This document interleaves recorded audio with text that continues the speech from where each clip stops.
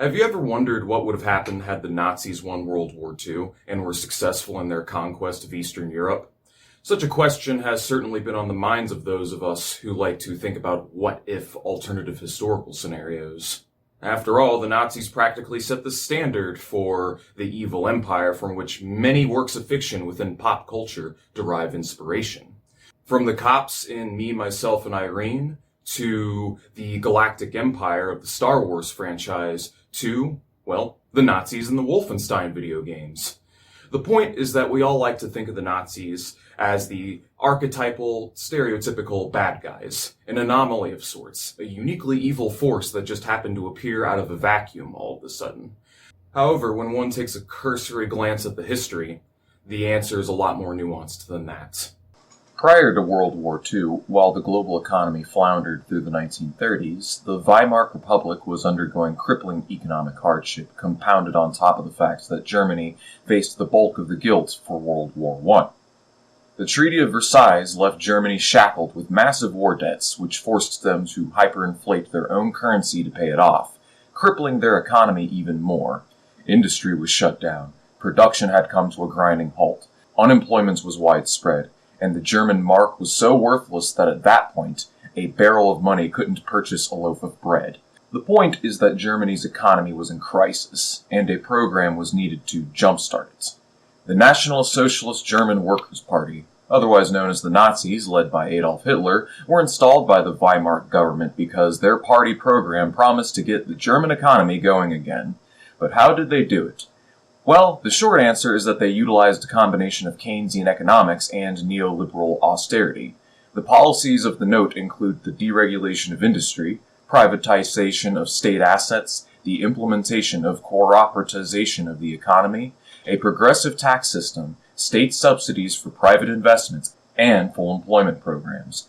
Coinciding this economic program was the ruthless liquidation of socialists, independent trade unions, political dissidents, Jews, and other racial and ethnic minorities. The German economy had been transformed into a war machine, driven by its military-industrial complex and the need for the seizure and dominion of foreign soils. Nazi conquest went beyond mere brute force and imperialism, however. On the Eastern Front, they were waging a war of annihilation, with the deliberate intent to exterminate and depopulate Eastern Europe and transform it into one giant settler colony, as to make room for the new German Empire and the Third Reich. Of course, history didn't pan out that way, as the Nazis proceeded to get their teeth kicked in by the Red Army so hard that it made Hitler so sad that he shot himself in his private bunker. But what if they were successful? What if the Nazis had won World War II and succeeded in establishing their new empire and expanded settler colonial project? What would the world look like today? And the answer is... they already have. Only it wasn't the Nazis that did it. It was instead the United States of America. After the American Revolutionary War, from 1776 and onward, upwards to 80% of new land, or the 37 states added to the United States territory, was stolen directly from the Native Americans. In 1862, the Homestead Act and Morris Act were passed, which opened up the West for settlers and land speculators to grab. The Pacific Railroad Act provided private companies hundreds of millions of acres of indigenous land. Under the Homestead Act, 1.5 million homesteads were granted to settlers west of the Mississippi, all taken from the natives, of course. The U.S. government under President Lincoln recruited volunteers to go out west and fight in the Indian Wars. And after the Civil War, during the Reconstruction era in the South, poor blacks were recruited to fight on the Western Front. The U.S. Army deployed Gatling guns and other modern armaments against the natives going across the country, massacring and driving tribes off of their land, wiping out their food supply as to starve them out, driving the buffalo to the brink of extinction, and consolidating the survivors into small, privately owned reservations contingent on U.S. government for welfare. The result was that the Indigenous became a permanent underclass no longer capable of self-sufficiency on their own, subjugated and forced into the cycle of poverty. Effectively, the United States working class and former slaves were bribed into complicity with cheap and free land into carrying out America's genocide against the natives, a genocide which is still ongoing to this day. Over the course of the following decades following the Indian Wars, tens of thousands of indigenous children were kidnapped and sent to Catholic schools to have their cultural identity stripped from them, their hair cut, and good old Western liberal values installed in its place. Otherwise, through the use of systematic mass killings, fraudulent treaties, germs and disease, starvation, forced removal, forced sterilization, and cultural genocide, the United States was successful in killing off millions of Native Americans and seizing all of the land up to the Pacific coast and even part of Mexico. The following excerpt from The Triumph of Evil by Austin Murphy paints a clear picture of the scope and scale of America's settler colonial project of the 17 and 1800s. Assuming at a minimum the lower end of the range of Churchill's possibly very low estimates, i.e. 12.5 million, for the number of Indians originally being in what is now the USA, assuming 1/2 of the Indians in the USA were killed by or intermarried with the Spanish and others who had occupied parts of what is now the USA for some time, such as in Florida and the Southwest, assuming an extremely high estimate of 500,000 Indian warriors were killed while engaged in battle with armed forces, assuming 500,000 Indians in the USA fled to Canada or Mexico, and assuming normal population growth of 0% due to disease, hunger, and dislocation caused by the white invasion potentially reducing Indian birth rate to the levels of the normal death rate, one arrives at an extremely conservative estimate of 5 million Indian non-combatants killed by the USA. However, given that there were far likely more than 12.5 million Indians originally living in what is now the USA, given that the rate at which the Spanish and others killed or married Indians was only a small fraction of the U.S. extermination rate, and given that the Spanish and others occupied only a portion of the USA, and only for a time, it is likely that the number of Indians killed by the USA far exceeds 5 million, and is probably greater than 10 million, although only the absolute minimum figures are included in the conservative Table 1 count. The ideological justification for this expansion is, you guessed it, manifest destiny. Manifest destiny was America's doctrine of expansion at the time, or the will to seize, to conquer, and to take control of new land and territories, and for one, to enrich themselves. And those natives that already occupy the land, well, they're not really real people. They don't really count, so fuck them. The Nazis had their own version of manifest destiny, or the will to conquer and take new land from those too weak to oppose. Nazi Germany's manifest destiny was known as Lebensraum. Lebensraum, which translates into living space from German, was a settler colonial project in which the Nazis sought to conquer, enslave, depopulate, and colonize Eastern Europe all the way up to the Ural Mountains of Russia. Lebensraum was an ideological pillar of Nazi ideology and provided justification for German territorial expansion into Eastern and Southern Europe. The Nazis believed that through the power of Lebensraum and racial superiority, that they would be the ones to dominate the world. In fact, the Nazis derived a great deal of inspiration from the Founding Fathers themselves ideologically.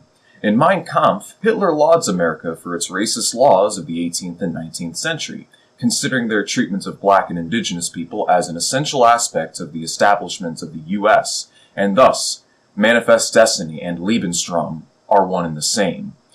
Through the power of ideology, the Nazis sought to depopulate, enslave, and make second-class citizens of not only the Jews, but the Slavs as well.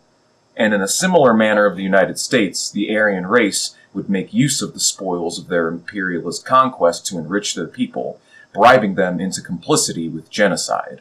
The difference was that the Nazis sought to do what America had done on a more rapid, systematic, direct, and industrialized scale. Of course, the other difference was that the inferior races actually had the means to defend themselves this time around, and would go on to go and wreck the Nazi shit. Hell, up to World War II, when the Nazis were invading sovereign countries and illegally occupying foreign territories such as Austria and Czechoslovakia, the liberal governments remained silent, and even took a blind eye to their crimes. Prior to the war, it was the Soviets, the communists alone, who proposed joint actions with the British and the French to stop Nazi aggression. And even then, it wasn't until the Japanese and the Germans began threatening British colonies and French colonies down in Southeast Asia and Africa that they finally got involved in the war against the Axis powers. The fact of the matter is that fascism is not a real threat to private property, which is why Nazi aggression went unabated for so long and the Western corporations were regularly doing business with Hitler, even during the war. The Nazis jump-started the German economy and restored lost profitability, and the big bourgeoisie abroad lauded them for it, and I have zero doubt in my mind that if it wasn't for the aforementioned reasons, that the British and French and Americans would have been more than happy to let the Nazis slaughter and bulldoze their way across Eastern Europe. So in short, Nazi political, economic, nationalist, and racial policy are the direct amalgamation and byproduct of centuries of imperialist and colonial policy pursued by the Western European empires as well as the United States. So while the liberal establishment likes to demonize the Nazis and act like what they did was so morally reprehensible and we're above that sort of thing now, and we were always above that sort of thing, as it turns out, the Western colonial powers were already engaging in that behavior long before Nazi Germany. And I would go as far as to say that if it wasn't for the Western colonial powers, we would have never had a Nazi Germany in the first place, because they were the ones enabling them all the way up to the war. The following is a chart showcasing a summary of the parallels between the United States and Nazi Germany. Manifest Destiny. Ideological justification for slavery, racism, and settler colonialism. Strong proponent of increased profits, the expansion of and preservation of capitalism. Has practiced eugenics on racial and ethnic minorities for centuries. A history of socially conservative racial and ethnic policy as well as economic policy which is heavily biased towards black and brown minorities. A genocidal white supremacist state which cloaks itself with the veneer of freedom, liberty, and democracy to manipulate the public into complicity with its crimes. Has bribed the American worker with the spoils of imperialism and settler colonialism as to keep them complicit and/or willfully ignorant of its genocide and warmongering. A corporatocracy for and by the investor class propped up by the military-industrial complex. Government leadership which is financed by and backed by the big bourgeoisie. An empire of world conquest proportions which dominates most of the world with its influence. Utilizes highly nationalistic fervor in an attempt to unite the country under a common agenda. Anti-communist regime that has gone out of its way to crush any and all alternatives to capitalism. Lebensraum. Ideological justification for slavery, racism, settler colonialism, and world domination. Strong proponent of increasing profits, the expansion of and preservation of capitalism. Pursued eugenics against racial and ethnic minorities. Socially conservative racial and ethnic policy, as well as economic policy, which is heavily biased towards Jewish and Slavic minorities. Genocidal white supremacist state which tosses aside the thin veneer of democracy in favor of direct belligerent force to terrorize the public into complicity. Was intending to bribe the German worker with the spoils of imperialism and settler colonialism as to keep them complicit and/or willfully ignorant in its genocide and warmongering. A corporatocracy for and by the investor class propped up by the military-industrial complex. Government leadership which is financed by and for the big bourgeoisie.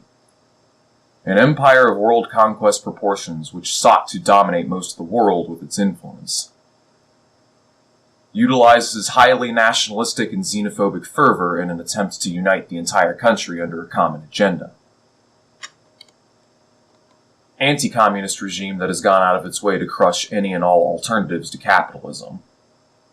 That's not to say America and the Nazis are exactly the same, but the goals and outcomes are, that is, take the land, kill them off, enslave them, cram them into concentration camps, obliterate their cultural identity, and establish arbitrary laws decades after the fact which keep them locked in the cycle of poverty and make them into second-class citizens, and erase any chance that they have of pursuing their own self-determination. Hypothetically, if the Nazis did succeed, over the following decades, we would have seen a similar pattern to the improvements in race relations in America, from the civil rights movement to the repealing of Jim Crow and so on.